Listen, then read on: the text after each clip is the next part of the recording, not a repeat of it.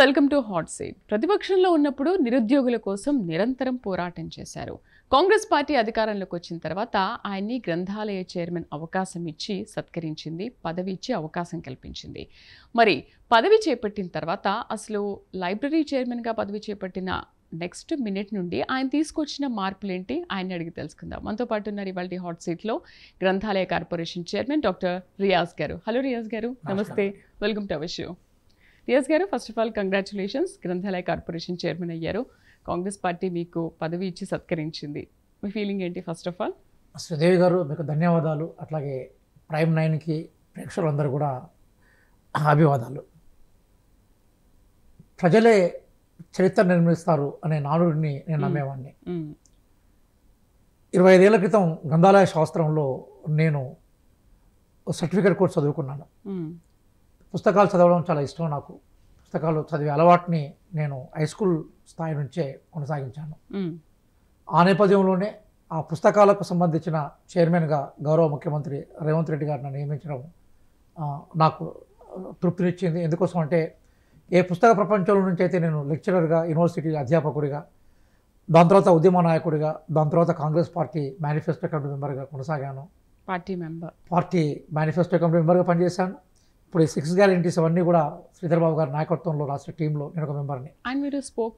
నేను అట్లాగే కాంగ్రెస్ పార్టీ రాష్ట్ర అధికార ప్రతినిధి నేషనల్ మేనిఫెస్టోలో కూడా తెలంగాణ నుంచి కాంట్రిబ్యూట్ చేశాను. అటు ఆ నేపథ్యంలో ముఖ్యమంత్రి గారు బహుశా నాకు లైబ్రరీ శాఖ బాగుంటుందని వారు ఇచ్చినట్టుంది. పుస్తకాలు అనేవి హస్తభూషాలే కాకుండా పుస్తకాలు అనేది మస్తిష్కానికి ఒక మంచి మేతలాగా మారాలని మేము కోరుకుంటాం. సూపర్. ఒకప్పుడు తెలంగాణ నదీ పరివాహక ప్రాంతం ఏదైతుందో దీన్ని ప్లీని నేచురల్ హిస్టరీలో ప్రస్తావించారు. అంతర్జాతీయ స్థాయిలో గొప్ప ప్రాచీన రచయిత. అలాగే గైడ్ టు జియోగ్రఫీ అనే పుస్తకంలో టాలామి తెలంగాణను టెలిస్తాన్ అనే పేరుతోటి ప్రస్తావించారు. కాబట్టి అత్యంత ప్రాచీనమైన చరిత్ర ఈ ప్రాంతానికి ఉంది. ఆ ప్రాచీన చరిత్ర వారసత్వాన్ని కొనసాగిస్తూనే ఈరోజు ప్రపంచంలో ఏ మూలకు పోయినా కూడా ఈరోజు తెలుగు భాష మాట్లాడే ప్రాంతాలు కానీ ప్రధానంగా తెలంగాణ నుంచి మీరు సైంటిస్టులని, అట్లాగే డాక్టర్లు, ఇంజనీర్లని, రకరకాల వృత్తి నైపుణ్యాలను ప్రపంచం మొత్తం మనం చూస్తాం. కాబట్టి వీళ్ళందరికీ సంబంధించిన విషయాలని ఆధునిక ప్రపంచానికి పరిచయం చేస్తూ కొత్త జనరేషన్కి ఇన్స్పిరేషన్ చేయడంలో పుస్తకాలు కీలకమైన పాత్ర పోషిస్తాయి. కాబట్టి ఆ పుస్తకాల ద్వారా సమాజానికి ఏమి ఇవ్వగలుగుతామో ఆ వసతులు కల్పించే పాత్రలో ఒక పాత్రధారిగా మాత్రమే నేను కొనసాగుతున్నాను. శ్రీదేవి గారు, అంత మించి నా గొప్పతనం ఏముంది? అయితే నాకున్న డౌట్ ఏంటంటే, ఒకప్పుడు లైబ్రరీకి వెళ్ళి నిజంగా చాలా ఇంట్రెస్టింగ్గా బుక్స్ చదివే వాళ్ళు ఉన్నారు. అండ్ కాలేజ్లో ఉన్న, స్కూల్లో ఉన్న ఆ పిల్లలు కూడా వచ్చి లైబ్రరీకి వచ్చి చాలా ఇంట్రెస్టింగ్గా ఉండేవాళ్ళు.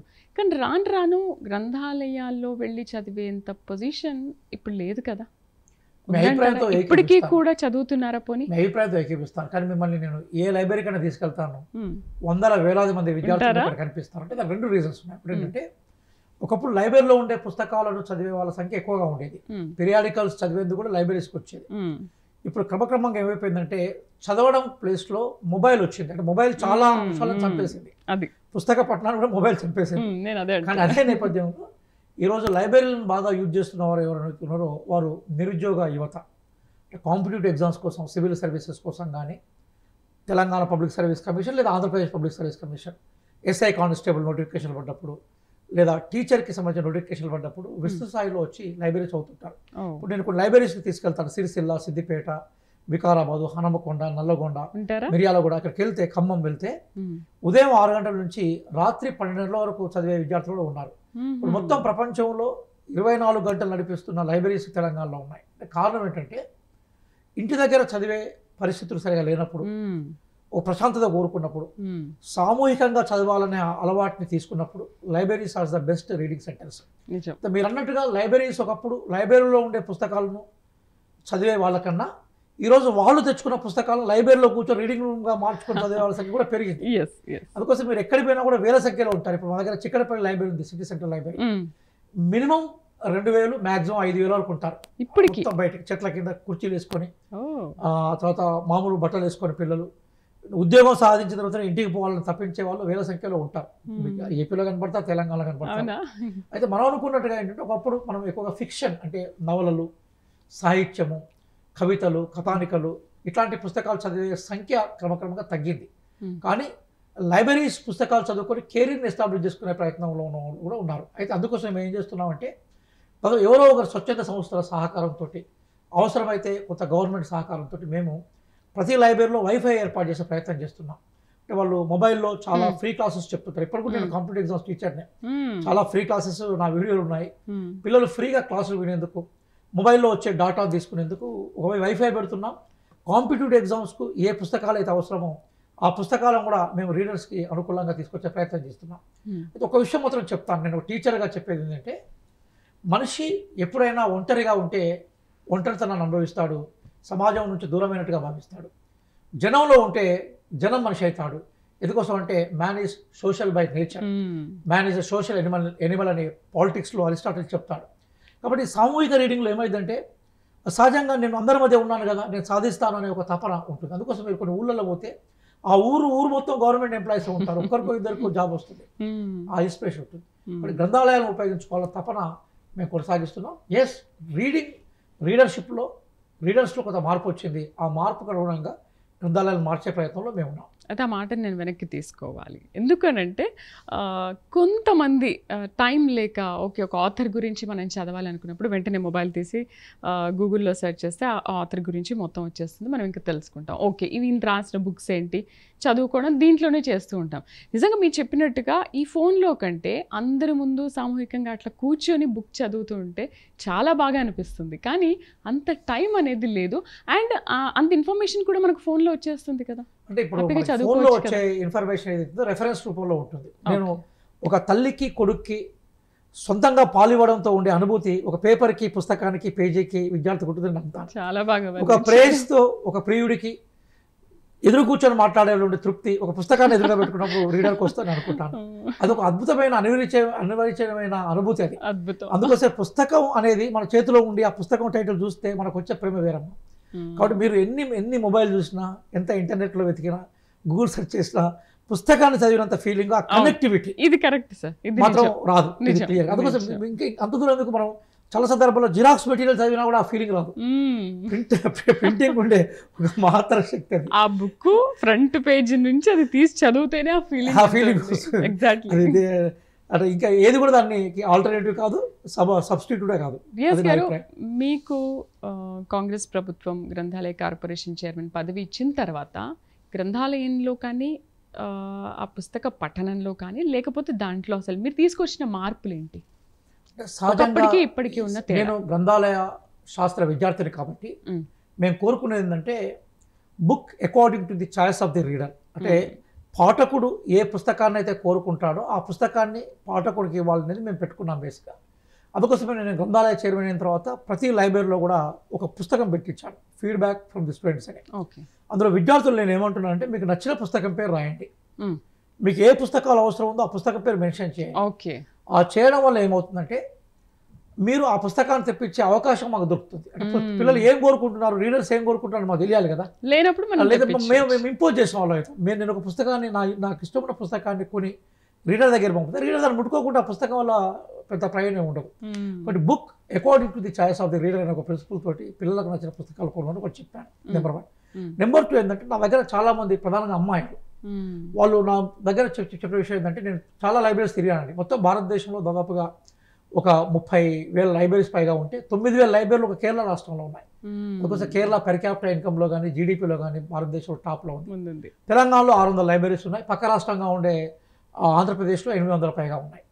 మేము పోయినప్పుడు అమ్మాయిలు బాగా వచ్చి చదువుతున్నారు. అయితే వాళ్ళకి ప్రధానంగా బయాలజికల్ నీడ్స్ ఉంటాయి, ఎవరికైనా కూడా సరైన టాయిలెట్ ఫెసిలిటీ కూడా ఉండకపోయేది. నేనేమన్నానంటే, అమ్మాయిలు ఎక్కడైతే ఉంటారో ఫస్ట్ మిగతా పుస్తకాలు, మిగతా ఇన్ఫ్రాస్ట్రక్చర్ వాళ్ళు పెట్టేసి వాళ్ళ బేసిక్ నీడ్స్ అంటే వాటర్ కానీ, టాయిలెట్ ఫెసిలిటీస్ కల్పించి చెప్పాను. ఎక్కడ ఫండ్స్ను మీరు ఎక్కడ ఉన్నా కూడా వాటి కోసం ఖర్చు పెట్టమని చెప్పాను. ఇక్కడ ఫస్ట్ వాళ్ళు కూర్చున్నప్పుడు వాళ్ళు ఫిజికల్గా కంఫర్టబుల్గా ఉండాలి, దాని మీద నేను ఫస్ట్ ఫోకస్ చేశాను. అలాగే చాలా లైబ్రరీస్ తిరిగి చాలా మంది విద్యార్థులతో మాట్లాడినాను. అయితే ఇంకా ఒకప్పుడు ఏంటంటే లైబ్రరీస్ రీసెర్చ్ సెంటర్స్ కూడా ఉండేది. అయితే ఒక లాస్ట్ 10 years నుంచి, అంటే నేను రాజకీయ విమర్శ కోసం చెప్పట్లే కానీ, గత ముఖ్యమంత్రి గౌరవనీయులు కేసీఆర్ గారు ఏమన్నారంటే, నేను 80,000 పుస్తకాలు చదివానని చెప్పాను. కానీ ఎందుకు ఆయన 8 నిమిషాలు కూడా పుస్తకాల మీద, లైబ్రరీల మీద కేటాయించలేదు. అంటే 10 ఏళ్ల నుంచి ఒక పుస్తకం కూడా కొనుగోలు చేయలేదండి. ఇప్పుడు నేను చైర్మన్ అయినాక బుక్ సెలక్షన్ కమిటీ ఒకటి పెట్టాను, వెరీ రీసెంట్గా ప్రొఫెసర్స్ని, మా లైబ్రరీ సీనియర్ అఫీషియల్స్ తోటి. త్వరలోనే మేము పుస్తకాలను పెద్ద ఎత్తున కొనబోతున్నాం. మేము అట్లాగే అంతకుముందు మాకు రాజా రామ్మోహన్ రాయ్ లైబ్రరీ ఫౌండేషన్ ఢిల్లీలో ఉంటుంది, కేంద్ర ప్రభుత్వం చేతుల్లో ఉంటుంది. వాళ్ళకి వచ్చే ఫండ్స్ అన్నింటి బిల్డింగ్స్ మీద పెట్టేది. ఇప్పుడు దాంట్లో మేము దాదాపు 70% ఫండ్స్ని పుస్తకాల కొనుగోలు కోసం పెడుతున్నాను. ఇప్పుడు నేను ఎక్కడైతే స్టేట్ సెంట్రల్ లైబ్రరీ 100 సంవత్సరాల చరిత్ర పైగా ఉన్న లైబ్రరీని రెనోవేషన్ వర్క్ నడుస్తుంది, అది అయిపోయినాక దాన్ని యూపీఎస్ యాప్గా మార్చబోతున్నాం. కొంత ప్రయత్నం చేస్తున్నాం. కానీ ప్రధాన లోపం ఏంటంటే నిధుల లోపం ఉంది, సెస్ అనేది ఉందండి. అంటే ఈ దేశంలో గొప్ప వ్యక్తి ఎవరైతే ఉన్నారో ఆయన జవహర్లాల్ నెహ్రూ, ఆయన హయాంలోనే public libraries, public schools, public roads, public hospitals, మొత్తం పబ్లిక్కి సంబంధించిన వ్యవహారాలు అక్కడ పునాది వేయబడ్డాయి.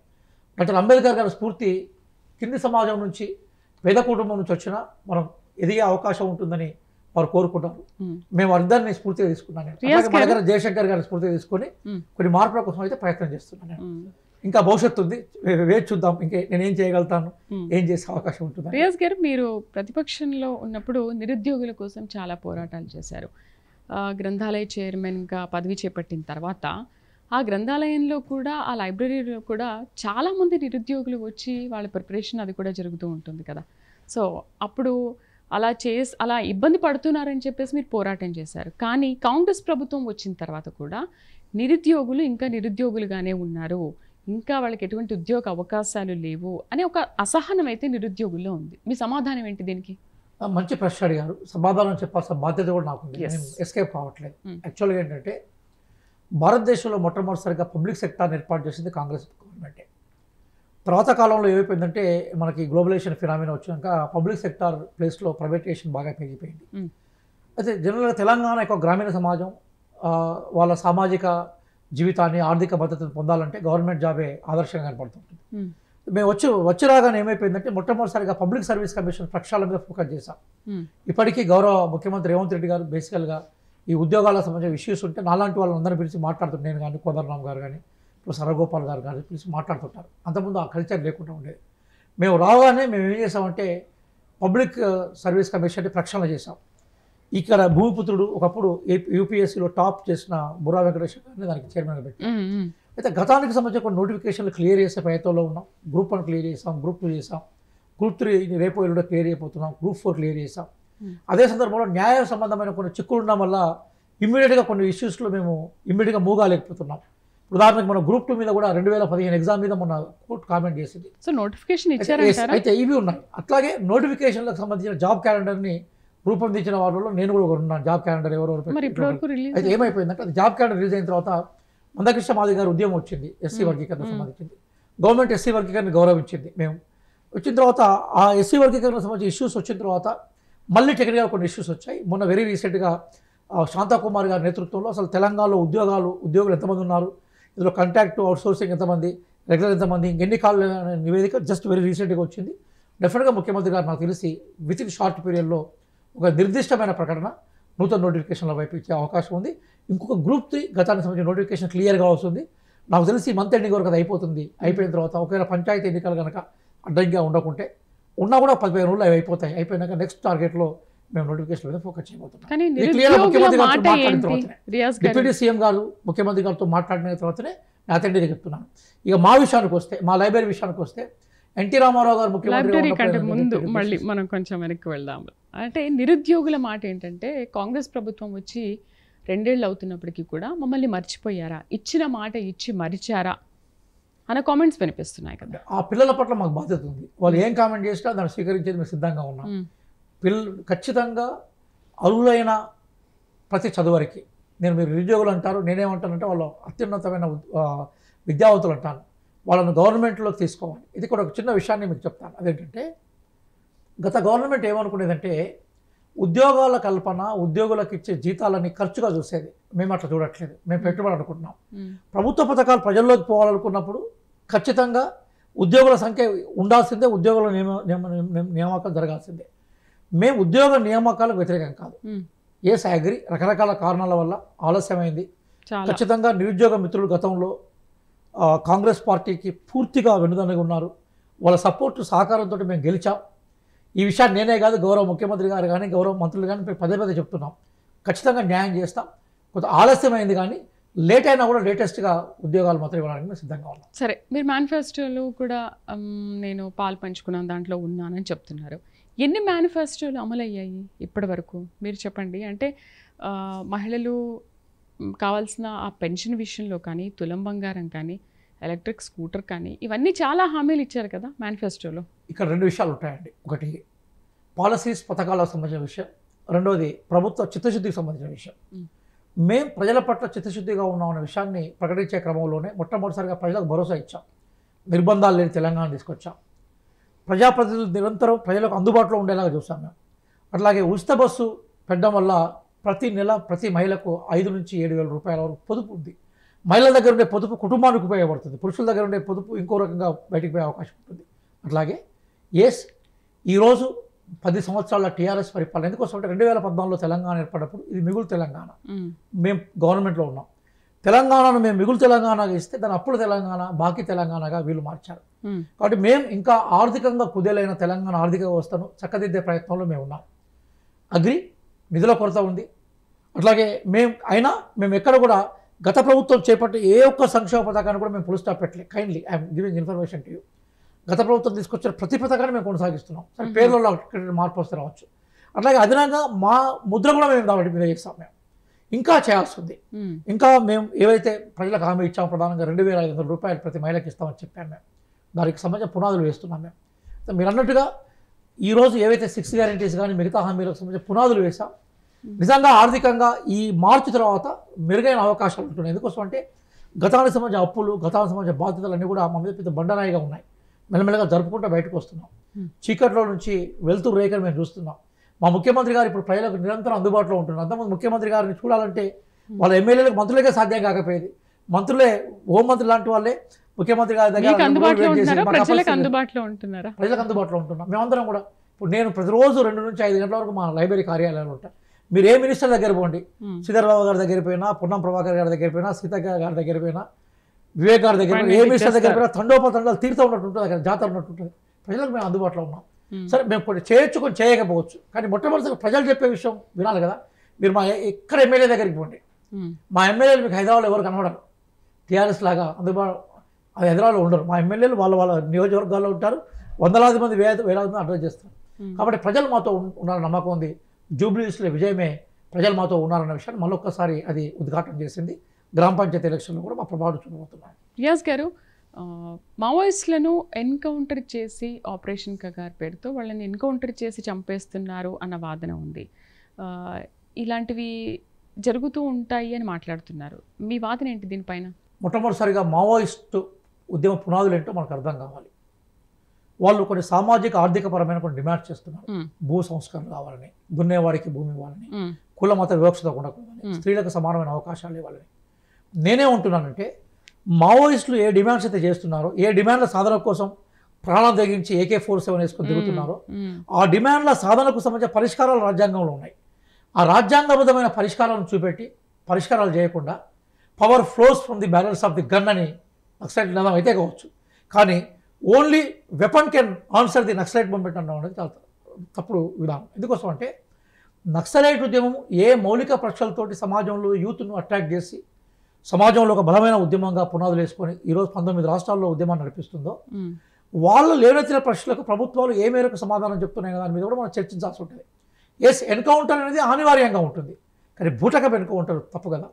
భారత రాజ్యాంగంలో ఆర్టికల్ 21 ఏం చెప్తుంది? బ్రతకడానికి అవకాశం ఉన్న ప్రతి ఒక్కరికి బ్రతికే అవకాశాన్ని ఇవ్వని చెప్తుంది భారత రాజ్యాంగం. అంటే శాంతి చర్చలకు పిలవట్లేదంటారా? ఎగ్జాక్ట్లీ కదా, ఎక్కడ ఎగ్జాక్ట్లీగా ఇప్పుడు నేనే అంటున్నాను మీకు. అమిత్ షా గారు గౌరవ హోంమంత్రి గారు ఏమన్నారు? మార్చి 2026 డెడ్ లైన్ పెట్టాడు. డెడ్ లైన్ పెట్టిన దాన్ని ఇక్కడ బండి సంజయ్ గారు సమర్థిస్తున్నారు. ఆయన ఇంకా రెచ్చగొట్టేలాగా బండి సంజయ్ గారు 2 నెలలే ఉంది 3 నెలలే ఉంది అని మొదలుపెట్టాడు. నేనేమంటున్నానంటే నువ్వు డెడ్ లైన్ పెట్టినావంటే అర్థం ఏంటంటే నువ్వు టార్గెట్ పెట్టి నువ్వు కొట్టేసేందుకు, చంపేసేందుకు, వేటాడేందుకు చేసే ప్రయత్నం అది. మీరు డెడ్ లైన్ పెట్టారంటే మేము నువ్వు అంతం చేయబోతున్నాం, కాచుకోండి అని చెప్పడం అన్నట్టు. నేనేమంటున్నానంటే నక్సలైట్లకు సంబంధించిన ప్రశ్నలు, నక్సలైట్ ఉద్యమం ప్రజల్ని ఏ అంశాల మీద వాళ్ళను మోటివేట్ చేస్తుందో దాన్ని అడ్రస్ చేసే ప్రయత్నం కేంద్ర ప్రభుత్వం ఏం చేసిందని అడుగుతున్నాను. అది చేయకుండా ఈరోజు హిడ్మా లాంటి వాళ్ళు లొంగిపోయిన దానికి వచ్చినట్టుగానే మనకు కనబడతా ఉంది. మన ఒక జర్నలిస్టు లేఖ పంపాడు. ఆయన పంపినప్పుడు నువ్వు లొంగిపోవడానికి సిద్ధంగా పడ్డావని, నువ్వు చంపడం అనే దుర్మార్గం కదా. చంపే హక్కు నీకు, జన్మనిచ్చే హక్కు నీకు లేనప్పుడు పట్టుకున్న తర్వాత వారం వరకు వెయిట్ చేశారు, వారం తర్వాతనే చంపారు క్లియర్ కనబడుతుంది. ఇవన్నీ మనం చూస్తున్నాం. ఇప్పుడు విజయవాడలో పట్టుకపోయినారని వాళ్ళ కేంద్ర కమిటీ చెప్పింది. తర్వాత హిడ్మా అనే అతను చాలా పెద్ద లీడర్ వాళ్ళ దాంట్లో. ఒక 3 అంచెల భద్రతా వ్యవస్థ ఉంటుంది. హిడ్మాన్ చంపాలంటే చాలా మందిని ఎన్కౌంటర్ అయినాకనే హిడ్మాన్ చంపే అవకాశం ఉంటుంది. కానీ హిడ్మా లాంటి ఒక బందోబస్తుతో కూడుకున్న ఒక మావోయిస్ట్ టాప్ లీడర్ని అవతల వాళ్ళకి ఏం గాయాలు తగలకుండా, అవతల వాళ్ళ షర్ట్ బటన్ పోకుండా చంపేశారంటే వాళ్ళని పాపం సరెండర్ కోసం వచ్చినట్టుంది. అది పూటగా ఎన్కౌంటర్లో కనబడతా ఉంది కదా. అంటే నేను అనట్లేదు, ఇది కథనాలు కానీ ఇవన్నీ చూస్తే జనరల్గా వాటి మీద నేనేమంటానంటే నక్సలైట్ ఉద్యమాన్ని కాంగ్రెస్ పార్టీగా మేము వ్యతిరేకిస్తాం. హింసా ఉద్యమాన్ని ఎందుకోసం అంటే బాగా నష్టపోయిన మీరు అధికారంలో ఉన్నప్పుడు ఎలాంటి ఎన్కౌంటర్లు చేయలేదు, మేము కాదనట్లేదు. కానీ అదే సందర్భంలో మేము ఎక్కడ కూడా వీళ్ళగా డెడ్ లైన్ పెట్టి డెప్త్ లైన్ పెట్టి ఇక మేము వస్తున్నాం కాచుకోండి అని చెప్పేసి కూంబింగ్ అని పెట్టేసి బార్డర్ రోల్స్ మిలిటరీస్ అంతా పట్టుకొచ్చి ఆదివాసులు పెట్టి చంపడం ఎప్పుడు చేయలేదు. అదే సందర్భంలో కాంగ్రెస్ పార్టీగా మేము చెప్తున్నాం, నక్సలైట్ల హింసకు ఎక్కువ గురైన పార్టీ కాంగ్రెస్ పార్టీ. పెద్ద పెద్ద నాయకులను మేము కోల్పోయినాం కాంగ్రెస్ పార్టీ నక్సలైట్ల వల్ల. అయినా కూడా చంపే హక్కు అయితే రాజ్యానికి ఉంటుంది కదా. రాజ్యాంగం ఆ విషయాన్ని ఎప్పుడు రాజ్యాంగం నిర్దేశించలే కదా. కాబట్టి నక్సలైట్ ఉద్యమం ఈరోజు భౌతికంగా దాన్ని వెనుకకు నెట్టివేయచ్చు, కానీ మరో రూపంలో రావడానికి అవకాశం ఉంటుంది. నక్సలైట్లు ఎవరైతే ప్రశ్నలకి రాజ్యాంగబద్ధమైన పరిష్కారాలు చూపెట్టే క్రమంలోనే ప్రభుత్వాలు ఉండాలని, ఆ దిశగా పోవాలని. ఓకే, ఇప్పుడు హిడ్మా శకం ముగిసిన తర్వాత చాలామంది ఏంటంటే మేము లొంగిపోతాము, మాకు మేమే అసలు ఇంతెందుకు మేము బాధపడాలి, జనజీవన స్రవంతిలో కలిసి మా కుటుంబ సభ్యులతో మేము సంతోషంగా ఉండొచ్చు కదా అని కొంతమంది వాళ్ళు లొంగిపోతున్నారు. సో తెలంగాణలో కూడా చాలామంది అన్నలు లొంగిపోతున్నారు. అంటే ఇక మీదట అన్నలు లేనట్లేనా? రూపం మారొచ్చు కదా, రూపం మారడానికి అవకాశం ఉంటుంది. ఇప్పుడు నేను ఇంతకుముందు ఏం చెప్పాను, నక్సలైట్ ఉద్యమం ఏ ప్రశ్నలను సంధిస్తూ ప్రజల్లోకి వచ్చిందనే విషయం చూడాలి. ఆ ప్రశ్నలకు సమాధానం దొరకకుండా ఆ ఉద్యమం పోదు. ఈరోజు వాళ్ళు సాయుధ పోరాటం నుంచి వెనుకకు పోవచ్చు వాళ్ళు, కానీ మరో రూపంలో సమాజంలోకి వచ్చి పనిచేసే అవకాశం ఉంటుంది కదా. ఉదాహరణ నేపాల్ ఉంది. నేపాల్లో మావోయిస్ట్ ఉద్యమం కూడా బలంగా ఉండేది. నేపాల్లో ప్రచండ దానికి ప్రైమ్ మినిస్టర్ అయిన తర్వాత అక్కడ రకరకాల పరిణామాలు జరిగినాయి. వాళ్ళు సాయుధ పోరాటం విరమించారు. కానీ మన నేపాల్లో ఇంకొక జియో జడ్ ఉద్యమం బయటకు రాలేదు బ్రహ్మాండంగా. మరి రూపం మారే అవకాశం ఉంటుంది. కానీ అసలు ప్రజలు తిరుగుబాట్లే చేయరు, ప్రజలు ఉద్యమాలు చేయరు.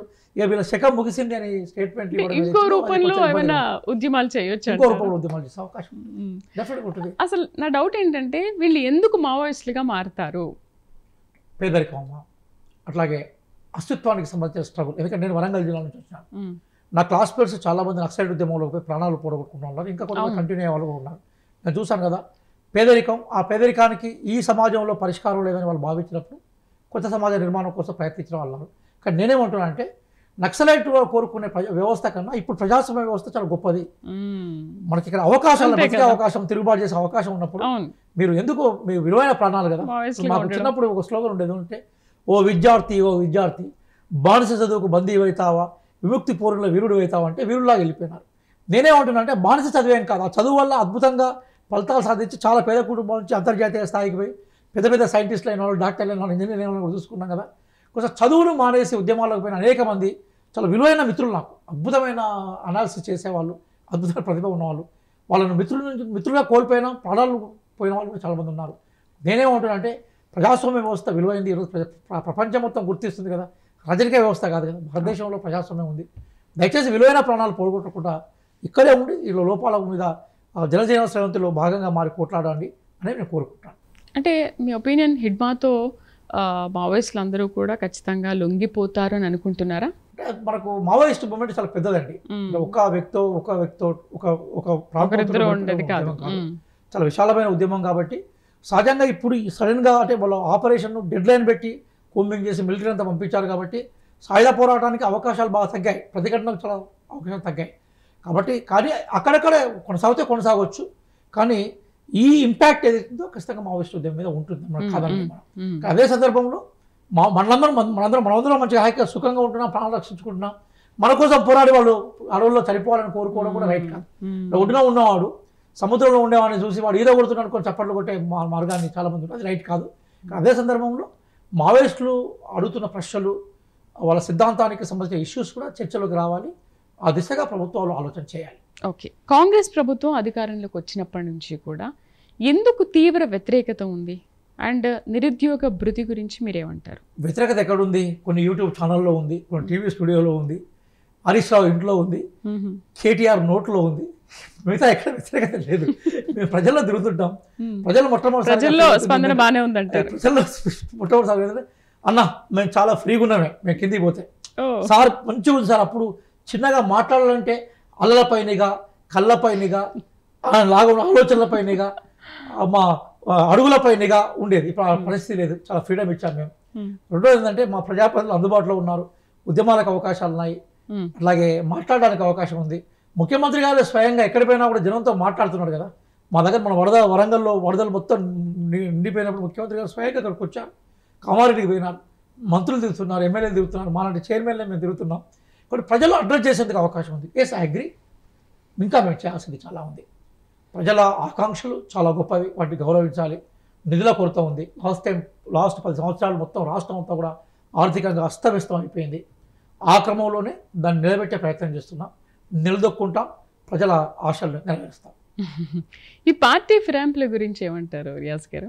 అది స్పీకర్ ఒక నిర్ణయం తీసుకోవాలి అంటున్నారు, ఎటువంటి నిర్ణయం తీసుకోవట్లేదు. శ్రీదేవి గారు, నువ్వు నేర్పిన విద్యనే నీరజాక్ష, బీఆర్ఎస్ వాళ్ళు మాట్లాడి చెప్తున్నాను. దీని మీద ప్రజలు, మీలాంటి జర్నలిస్టులు మాట్లాడితే విలువ ఉంటుంది. బీజేపీకి దాని మీద మాట్లాడే అర్హత లేదు. ఎందుకంటే 8 రాష్ట్రాల్లో ఎగ్జిస్టెన్స్ ప్రభుత్వం కూలగొట్టే చరిత్ర వాళ్ళది, దుర్మార్గమైన చరిత్ర. ఫెడరల్ వ్యవస్థలో మేము తప్ప మరెవరు ఉండకూడదని కోరుకునే చరిత్ర అది. ఇక బీఆర్ఎస్ కాంగ్రెస్ ముక్త తెలంగాణను ప్రకటించి మొత్తం ఆ ఎమ్మెల్యేలందరూ పట్టుకపోయలేదు. వాళ్ళు మన దాకా ఒక 5-6 మిగిలినారు. బట్టి విక్రమార్క గారు, ఇట్లా కొంతమంది సీతక్క గారు, ఇట్లా కొంతమంది మిగిలినారు. వాళ్ళు మొత్తం ఆ పార్టీని పట్టుకపోయినారు కదా. ఇప్పుడు బీఆర్ఎస్కి బీజేపీకి దీని మీద మాట్లాడే హక్కు లేదు, అర్హత లేదు. ఎస్, మీరు అన్నది వాస్తవమే. బేసికల్గా అభివృద్ధి పనుల కోసం మమ్మల్ని కలిసి ఎమ్మెల్యేలు ఉన్నారు, అందరు పార్టీ మీరు పట్టుకొచ్చుకోలేదా వాళ్ళని? అభివృద్ధి కోసం పట్టుకొచ్చుకుంటే వాళ్ళు మాతోటే ఉండేవాళ్ళు కదా. బికాస్ ఒకరిద్దరు ఎమ్మెల్యేలు మాకు బీఆర్ఎస్కి సంబంధించిన ఉనికి అవసరం లేదు, మేము కాంగ్రెస్లో ఉండిపోతూ ఉన్నాము. బహుశా ఎమ్మెల్యేలు వాళ్ళు స్పీకర్ గారు ఎవరు నిజంగా మా పార్టీలో ఉన్నారు, ఎవరు బయట ఉన్నారు, ఎవరు అభివృద్ధి కోసం కలిసారన్న విషయాన్ని స్పీకర్ గారు నిర్ణయిస్తారు. స్పీకర్ గారు ఏం నిర్ణయిస్తే పార్టీగా మేము దాన్ని ఆమోదిస్తాం, దాన్ని గౌరవిస్తాం, దాన్ని ముందుకు తీసుకుపోతాం. మరి ఉప ఎన్నికలు రావడం అనేది నిజమేనా? గన్పూర్ కానీ ఖైరతాబాద్ కానీ వాళ్ళిద్దరి విషయంలోనే గన్పూర్ అంటే మనకు ఖైరతాబాద్కి సంబంధించిన ఎమ్మెల్యే దానం నాగేంద్ర గారు ఇంకా 10 సార్లు ఎలక్షన్స్ అయినా గెలిచేది ఆయనే. మా దగ్గర శ్రీహరి గారు మాకు బాగా సీనియర్ వారు, గెలిచేది వారే. కాంగ్రెస్ పార్టీలో ఉన్నారు, సేఫ్గా ఉన్నారు. ఇప్పుడు అంటే కాంగ్రెస్ పార్టీలో వాళ్ళు ఉన్నారా లేదని స్పీకర్ గారు తెలుస్తారు. ఏదైనా కూడా ఉప ఎన్నికలు ఏదైనా కూడా విజయం మాత్రం కాంగ్రెస్ పార్టీగా. జూబ్లీ హిల్సే మళ్ళీ రిపీట్ అవుతుంది. ఎన్నిసార్లు ఎలక్షన్ జరిగితే జూబ్లీ హిల్సే రిపీట్ అవుతుంది. గంటాపదంగా చెప్పగలుగుతాను. ఫైనల్గా ప్రజలకు ఏం చెప్పాలనుకుంటున్నారు? అంటే ప్రధానంగా యువతకు నేను చెప్పేది ఏంటంటే, నేను టీచర్ని, కాంపిటేటివ్ ఎగ్జామ్స్ టీచ్ చేస్తాను. ఈ రాష్ట్రంలో 1,00,000కు పైగా విద్యార్థులు నాకున్నారు, గర్వంగా చెప్పుకుంటున్నాను. నేనేమంటున్నానంటే, జీవితం ఎవరికైనా ఒక అద్భుతమైన సంపద, అవకాశం. మీకున్న శక్తిని అంతా కూడా బేసికల్గా మంచి జీవితం కోసం ప్రయత్నం చేయండి. 2 విషయాలు చెప్తాను. ఒకటి, సైన్స్ను బాగా ప్రేమించండి. భారతదేశంలో మూఢనమ్మకాలు, మతోన్మాదం, కులోన్మాదం, ప్రాంతోన్మాదం విపరీతంగా పెరుగుతూ ఉన్నది. ఒక రేషనల్ థింకింగ్ డెవలప్ చేసుకోండి, సైంటిఫిక్గా జీవించే ప్రయత్నం చేయండి. సైన్స్ మాత్రమే మనల్ని ఆధునిక మానవాన్ని పెడుతుంది. ఆ సైంటిఫిక్ సమాజాన్ని నిర్మించే క్రమంలో రాజ్యాంగం ఈరోజు ప్రధానంగా ప్రమాదంలో పడింది. ఆ రాజ్యాంగ సంస్థను మనం బ్రతికించాలి, సైన్స్ని బ్రతికిద్దాం, రాజ్యాంగాన్ని గౌరవిద్దాం, స్లోగన్తో ముందు పోదాం. మంచి జీవితాన్ని తీసుకోండి. ఖచ్చితంగా తెలంగాణ ప్రభుత్వం త్వరలోనే చాలా నోటిఫికేషన్ ఏమవుతుంది. చదవాలిరా, ఎన్ని కష్టాలే వచ్చినా చదివి లేని భవిత పెద్ద సున్నా. కాబట్టి మీరు అందరం కలిసి ఒక ఇల్ము తెలంగాణ, నాలెడ్జ్ తెలంగాణ, జ్ఞాన తెలంగాణను సాధించే క్రమంలో ఉంటూ రాహుల్ గాంధీ గారు చెప్పిన ఒక భయం లేని జీవితాన్ని, ప్రేమతో కూడుకున్న భారతదేశాన్ని నిర్మించే ప్రయత్నంలో ఉందాం. Thank you. ఆ నోటిఫికేషన్ కోసమే చాలా ఎదురు చూస్తున్నారు రియాజ్ గారు. ఎప్పుడు అది మా బాధ్యత. నేను నిరంతరం తొందరలో రావచ్చా? డెఫినెట్గా విద్యార్థులకు మంచి విషయాలు, ఉద్యోగ నోటిఫికేషన్ల మీద డెఫినెట్గా కమిట్మెంట్తో మేము పనిచేస్తాం. రైట్ రియాజ్ గారు, చాలా మంచి విషయాలు చెప్పారు. అండ్ గ్రంథాలయ చైర్మన్గా మీ పదవికి కూడా మీరు చాలా న్యాయం చేస్తున్నారు. Thank you very much. So చూశారు కదా, గ్రంథాలయ చైర్మన్ డాక్టర్ రియాజ్ గారిది వాళ్ళ హాట్ సీట్. మరొక హాట్ సీట్లో మళ్ళీ కలుద్దాం. నమస్తే.